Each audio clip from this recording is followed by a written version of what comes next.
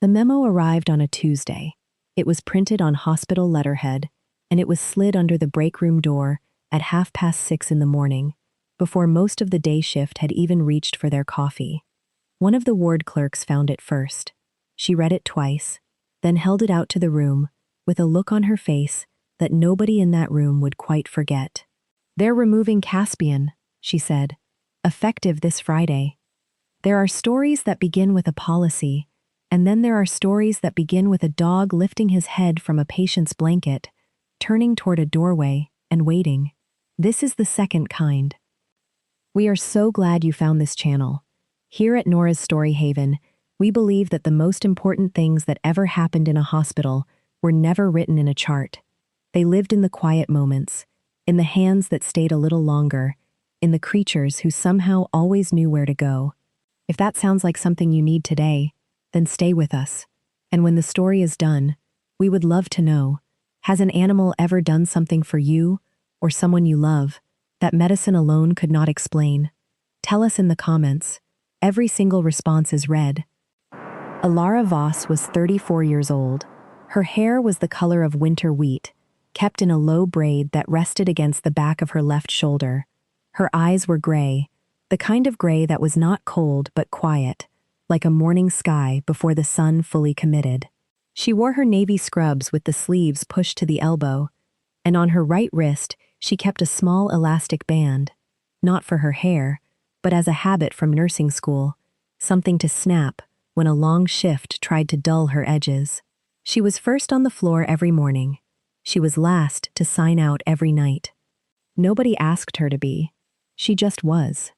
The morning the memo arrived, Alara was already mid-round on the post-surgical ward when the clerk found her. She read the page standing in the corridor, under the long white lights that ran the length of the hallway like a runway. She read it once. She folded it carefully. She tucked it into her scrubs pocket without a word, and she went back to her patient. Caspian was asleep on his mat near the window at the end of the hall. He was a Belgian Malinois, 4 years old, with a golden brown coat and ears that stood at perfect attention even when the rest of him was at rest. He lifted his head when Alara passed. She placed one hand briefly on his side. He settled back down. What nobody in that hospital knew, not yet, was that the decision to remove him was going to unravel something much larger than a pet therapy program. What nobody knew yet was what Alara had never told them about why she and Caspian worked together the way they did. Caspian had been at Mercy Ridge General for just over 14 months. He arrived without ceremony, on a trial approval pushed through by the hospital's volunteer coordinator, a woman named Petra Hale, who had spent 11 months convincing 3 separate committees that a structured working dog program in a post-surgical ward was not a liability, but a resource. The hospital administration had agreed to a 6-month trial, then another 6 months, then a calendar year. Nobody had formally extended the program, but nobody had formally ended it either. It had simply continued, the way useful things do, quietly and without fanfare, until the memo. Alara was the one who worked most consistently with Caspian. This was not an accident. She had sought out Petra in the first week of the trial and asked, in her characteristically brief way, if she could be his primary handler contact on the ward. Petra had said yes before Alara finished the sentence. The other nurses noticed the pairing immediately. "He moves differently when she's near," a nurse named Bex Okafor told anyone who would listen. Bex was 2 years Alara's junior and had the kind of warm, open face that made patients confess things they had not planned to. She had been watching Alara and Caspian together since October, and what she saw had not been fully explained to her satisfaction. "It's not just trust," Bex said once, in the break room, with her mug halfway to her mouth. "She doesn't give him commands. She barely even speaks, and he just goes. He went to the rooms that needed him. He went to the man in 417 who had not spoken since his operation. He went to the woman in 409 who had been told her surgery had not gone as hoped. He went to the end of the hall at 3 in the morning when a patient buzzed for a nurse, and then fell quiet, and he pressed his broad, warm side against the bed rail and stayed there until the night staff arrived. Alara watched him. She tracked his routes in the margin of her shift notes, not formally, not in any document the hospital would see, just small marks she made for herself. A room number, a time, a tiny arrow if he had stayed longer than usual. She never explained the notes to anyone. Bex had seen them once and asked about them. Just watching, Alara said. She snapped the elastic band on her wrist once, and then she moved on. The day the memo went up on the bulletin board, Bex stood in front of it with her arms crossed. Discharge rates, she said flatly. They're saying Caspian presents an infection risk on a post-surgical floor. She turned and looked at Alara, who was sitting at the nurse's station, writing up an intake summary. He has never, not once, been cited in an infection review. I checked. Alara did not look up immediately. Then she set her pen down. I know, she said. Who signed it? Bex looked back at the memo. Acting Medical Director. Someone named Aldrin Marsh. Alara was quiet for a moment. New? She asked. 6 weeks, Bex said, and then they both looked down the hall toward the window at the end, where Caspian lay with his chin on his paws, watching them with dark, steady eyes. Aldrin Marsh introduced himself to the nursing staff on a Wednesday, 3 days after the memo. He was 51, broad-shouldered, with the kind of polished confidence that came from having been the most senior person in most rooms for a long time. He walked the ward with a clipboard and a half-smile that was not unkind, but was not warm either. He noted things. He made small sounds of assessment. He reached the nurse's station and offered his hand to Alara, who was standing nearby. Voss? He said. She shook his hand. Yes. He looked past her, toward the end of the hall. Caspian was sitting up now, watching. The dog, Marsh said, not as a question. Caspian, Alara said. Marsh's half-smile held. The memo stands. I've reviewed the program records. The infection protocol standards on this floor are not compatible with a resident animal presence, regardless of prior approvals.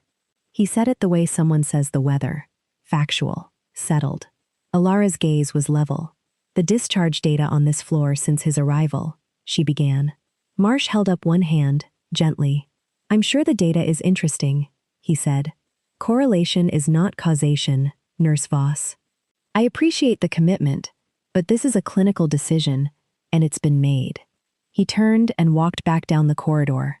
Bex, who had heard every word from just inside room 415, appeared in the doorway with an expression that could have bent steel. Alara had already turned back to her notes. She did not snap the elastic band. She simply wrote. The next morning, Alara submitted a formal data request to the records office. She did this quietly, on her break, using the proper form, filling it out completely. She requested the ward's rolling average length of stay and discharge to home rates for the 14 months, before Caspian's arrival, and the 14 months after. She signed it with her employee number and left it in the records inbox without telling anyone. Then she went back upstairs and prepared a patient for transfer. That afternoon, Bex found her in the supply room. Tell me you're doing something, Bex said. Alara handed her a packet of gauze. I submitted a records request, she said. Bex stared. That's it? Alara lifted an eyebrow just slightly. That's it. Bex took the gauze. She looked like she wanted to say something about the distance between data requests and justice, but instead she asked, Does Caspian know? Alara almost smiled. He knows something, she said. Marsh came back to the floor on Thursday. He arrived at precisely the time he had said he would, which was 2 in the afternoon, and he brought with him a representative from facilities and a woman from hospital administration named Renata Cho. They were there to discuss the transition plan for Caspian's removal on Friday. Alara was in the hall when they arrived. Marsh saw her and gave a small nod. Professional. Brisk. He did not stop to speak. He moved toward the conference room at the head of the ward. And then, halfway down the corridor, something happened. Caspian stood up from his mat. He did not make a sound. He did not run. He walked, with calm and deliberate intention, across the hallway, past the nursing station, and stopped directly in front of Alara. He sat. He looked at her, She looked at him. Then he turned, still sitting, and looked at Aldrin Marsh. Marsh stopped. The woman from administration, Renata Cho, stopped. The facilities representative stopped. Everyone in the hallway stopped. Caspian remained perfectly still. His ears were straight up. His eyes were fixed. "Does he do that?" Renata said, in a voice barely above a whisper. Bex, from behind the nurse's station, watched with her hands flat on the counter. "Not like that," she said. Marsh looked at the dog for a moment. Then he looked at Alara. "Can you move him?" "He'll move when he's ready," Alara said. Her voice was the same as always. Quiet, steady, like the gray before the sun commits. Marsh looked back at Caspian. For just a moment, his clipboard shifted to his other hand. Then he continued down the hall, and Caspian watched him go, and did not follow. The records arrived on Friday morning. Alara was at the nurse's station at 10 minutes to 7 when the sealed envelope was placed on the desk by a courier from the records office. She opened it carefully. She read the numbers. She read them again. Her hands did not move. She set the pages flat on the desk and looked at them the way she looked at everything, quietly, thoroughly, without drama. The average length of stay on the post-surgical ward before Caspian's program had been 6.8 days. In the 14 months since, it was 4.9. The discharge to home rate had risen by 19%. She read both figures a third time. Then she picked up the pages, walked to the small copy room off the corridor, and made 4 copies. She put one in her own file. She placed one in an envelope addressed to Dr. Aldrin Marsh, care of the medical director's office. She placed one on the desk of the nursing unit manager, who was not yet in, and she held the 4th in her hand. She walked back out to the hall. Caspian was at his mat, awake, watching her approach. She knelt beside him, one hand resting lightly on his shoulder. She stayed that way for a moment. She was not speaking, and neither was he, and the morning light through the tall windows fell across both of them at an angle that was almost gold. Then she stood, tucked the 4th page into her scrubs pocket, and began her rounds. Marsh read the data at 11. Bex, who happened to be walking past the nursing unit manager's office on an errand that may not have been entirely necessary, reported afterward that she had seen him standing at the window with the pages in his hand for a long time. The nursing unit manager, Orla Nance, called Alara into her office at 11:45. She was a trim woman in her late 50s, with reading glasses she pushed up on her head when she was thinking. She had them on her head now. "Alara," she said, and set the pages down. "These numbers." "Yes," Alara said. "Did you run these?" "I requested them from records," Alara said. "I did not compile them." Orla was quiet. Then she said, "The infection argument doesn't hold. There's been no citation in 14 months. I pulled the file." Alara nodded. Orla looked at her for a moment. "Why didn't you bring this earlier?" Alara was quiet for a beat. "I didn't have the data until this morning," she said, which was true. Orla looked at her a moment longer, the way a person looks at someone they are deciding something about. "All right," she said. "I'll call Marsh." "Thank you," Alara said. She stood, walked to the door, and then turned back just slightly. "The program renewal," she said, "not just the Friday removal." Orla looked at her over the top of her pushed-up glasses. Then she said, very simply, "Yes." Marsh came to the floor at 2. He brought Renata Cho again, and also someone none of the nursing staff recognized at first, an older man in a civilian jacket with a hospital visitor lanyard, gray-haired, with a stillness about him that was different from Marsh's stillness. Where Marsh held himself with the posture of someone who had decided things, this man held himself with the posture of someone who had seen things. He introduced himself quietly at the nurse's station, while Marsh was speaking with Orla. "James Calloway," he said, "retired. I was asked to come in as an independent program evaluator." He was looking down the hall when he said it. Caspian was at the window. Calloway looked at Caspian for a long moment. Then he looked at Alara. He was quiet. He looked back at Caspian, then back at Alara. Something in his expression shifted. It was not surprise exactly. It was more like a person looking at a word they had forgotten and suddenly remembering. "What unit did you say you were on?" he said. "Post-surgical," Alara said. "4, since about 3 years ago." Calloway nodded once slowly. "And before that?" he said. Alara was quiet. Bex, from the other end of the station, felt the air in the hallway change in a way she could not name. "Before that," Alara said, carefully, "I was in a different kind of work." Calloway held her gaze. "What kind?"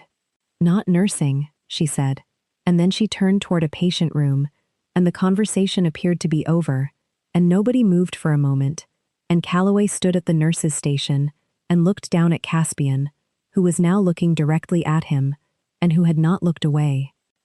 Calloway asked to observe the afternoon rounds. Marsh agreed, in the way people agree to things they have not yet understood. The group moved down the hall, Marsh and Renata and Calloway, with Alara 3 steps ahead doing her work. Caspian walked with them, not formally, just present, moving at the pace of the corridor. They entered room 417. The patient there was a man named Gerald, 72, 10 days post-surgery, who had not spoken more than 2 words to any medical staff since waking from anesthesia. He looked at Caspian. Caspian approached the bed. Gerald's hand came out from under the blanket, shaking slightly, and rested on Caspian's head. "Good boy," Gerald said. It was the first sentence anyone had heard from him in 10 days. Renata Cho put her hand to her mouth. Marsh's pen stopped moving. Calloway watched all of it, and then he watched Alara, who stood near the door and wrote something brief in her notes, and did not react, because this was a Tuesday for her. They moved through 4 more rooms. Caspian moved with purpose, and Alara moved with purpose, and by the time they reached the end of the hall, Calloway had stopped taking any notes of his own. He was simply watching. In the last room, a woman named Patience, 47, 2 days post-surgery, frightened in the particular way that frightened people are when they are trying not to show it, reached out her hand without looking, the way people reach for a railing in the dark. And Caspian was there before Alara had crossed the threshold. The woman's breath came out in a long, slow shudder. She said, "Oh, just that." Calloway turned to look at Alara. "How does he know?" he said. Alara looked at Caspian. "He always knows," she said. Calloway said quietly, "Yes, he would." And something in the way he said it made Bex, who was standing in the doorway, go very still. Back at the nurse's station, Calloway stood for a moment looking at the floor. Then he said, not loudly, but in a way that reached the length of the hall, "Voss." Alara turned. "That's a Malinois," he said. "Yes," she said. "With single handler imprinting," he said. It was not a question. Alara was quiet. "And you're not just a nurse," he said. Still not a question. Bex looked from Calloway to Alara and back. Marsh stopped writing. Calloway said, slowly, "What was the unit?" A pause. A long one. And then Alara said, very quietly, 622nd Military Police, K9 Division. Nobody said anything. Not one word. Calloway closed his folder. He looked at the floor again, then at her. "How long?" 4 years of service, she said. 2 deployments. "And Caspian?" She looked down the hall. "He was certified through the same program. Retired out 18 months ago. Medical release." Calloway said, "Not injury." "No," she said. "Age of handler match." His primary handler separated. The program coordinator reached out to veterans in medical fields who had handler certification. She stopped. "I applied," she said simply. "I was selected." Marsh had gone very still. Renata Cho was looking at the floor. Bex had both hands pressed flat on the counter. Calloway nodded once. He said, "The discharge rates." "I didn't know about those," Alara said. "Not formally. I tracked his room selections. I tracked duration." "That's all?" "You tracked them," Calloway said. "Because that's what handlers do. Because that's what nurses do," she said. And then the hallway was quiet, in a way that halls almost never are. Calloway spoke first. He looked at Marsh and said, "The infection argument was never valid." The handler certification removes the standard animal contact protocol concerns. She is classified as a certified working dog handler. So is he. He gestured toward Caspian without looking. This is not a pet therapy program, Marsh said. I wasn't informed. No, Calloway said. I don't imagine you were. He looked at Alara. Did you submit your certification records when you joined the ward? I submitted what was asked, she said. No one asked. Marsh set his clipboard on the nurse's station. He was quiet for several seconds. Then he said, the memo stands to be reconsidered. Orla Nance, who had walked out of her office somewhere in the last 2 minutes and was standing at the edge of the group, said evenly, I'll need that in writing by end of business. Marsh nodded. He looked at Alara. He started to say something. Then he stopped. He said, Thank you for the data. She said, You're welcome. He left. Renata Cho gave Alara a long look that carried more weight than anything that had been said. Then she followed. Calloway remained. He looked at Caspian, who had come to sit beside Alara at some point in the last few minutes without anyone noticing. He's a good dog, Calloway said. He is, Alara said. He's happy here? She looked down at Caspian, who was looking up at her with dark, quiet eyes. He's exactly where he should be, she said. Bex made a sound that was not quite a word. Her eyes were full. Calloway smiled, for the first time since he'd arrived. It was a small smile, and it was real. He shook Alara's hand. He gave Caspian one slow, respectful pat on the head, and then he walked down the hall and out through the doors, and the afternoon light from the tall windows laid a long rectangle of gold across the floor, and Alara stood in the middle of it, with her hand resting on Caspian's side, and for a moment she did not move. Bex watched her. Then Bex said, very quietly, You never told anyone. Alara looked at her. You never asked, she said. And then she smiled, and it reached her eyes, and it was the smile of someone who has carried something a long time and has just been allowed, finally, to set it down in a room where it belongs. The memo was officially rescinded on Monday. Orla Nance received the documentation at 7:58 in the morning, 2 minutes before the start of the day shift, which Alara was already halfway through. The program was not only extended, it was formalized, this time with proper documentation, proper certification records on file, proper protocol language that reflected what Caspian actually was, not a therapy animal, not a pet, but a certified retired working dog, operating under the care of a certified handler. Bex read through the new policy language twice, and then printed it and put it in a clear plastic sleeve above the break room door. So nobody, she said, misplaces it. That got a laugh, the kind that breaks the surface of something that had been held under for a while. In the weeks that followed, something quiet happened on the ward. The staff already knew what Alara did every day. They already loved her for it. But now they knew the shape of what she had come from, and it changed nothing about how they saw her, and everything about how they understood what they were seeing.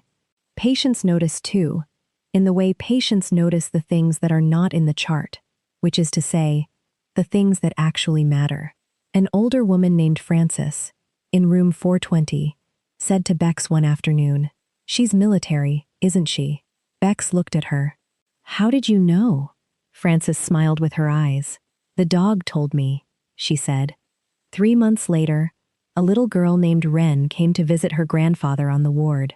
She was 6 years old, with worn red sneakers, and a curiosity that preceded her into every room. She saw Caspian at his mat at the end of the hall and walked toward him with the complete confidence of someone who has not yet learned to be afraid of what she wants. Alara was nearby. Wren stopped in front of Caspian and looked at him for a long, serious moment. Then she looked up at Alara. Is he a nurse? She asked. Alara considered this. She knelt down so she was level with Wren. He's more like a specialist, she said. Wren thought about this carefully.